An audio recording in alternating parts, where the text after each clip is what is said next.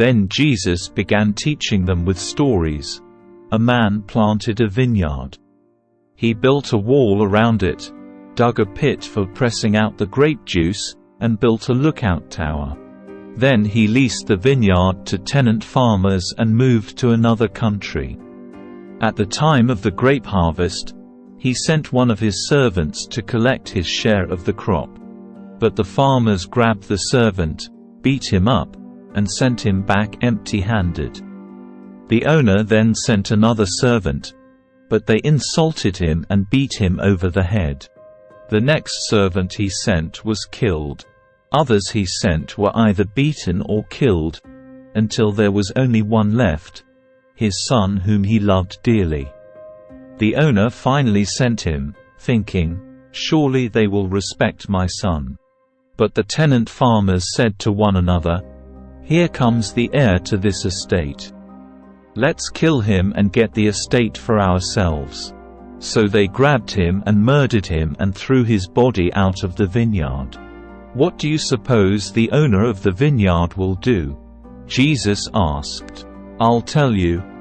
He will come and kill those farmers and lease the vineyard to others.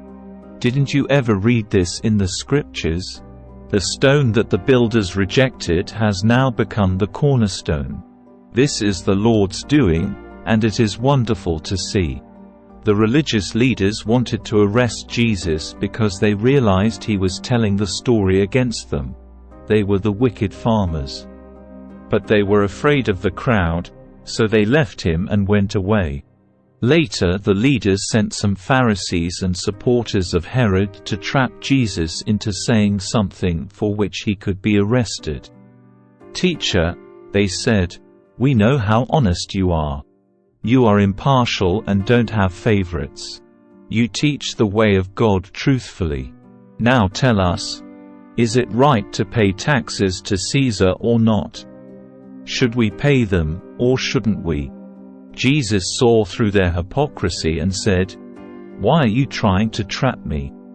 Show me a Roman coin, and I'll tell you."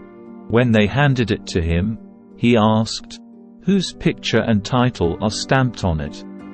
"Caesar's," they replied.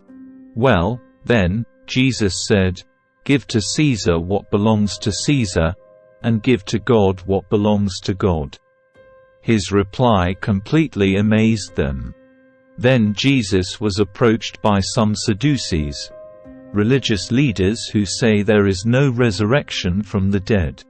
They posed this question, "Teacher, Moses gave us a law that if a man dies, leaving a wife without children, his brother should marry the widow and have a child who will carry on the brother's name. Well, suppose there were 7 brothers. The oldest one married and then died without children. So the second brother married the widow, but he also died without children. Then the third brother married her. This continued with all 7 of them, and still there were no children.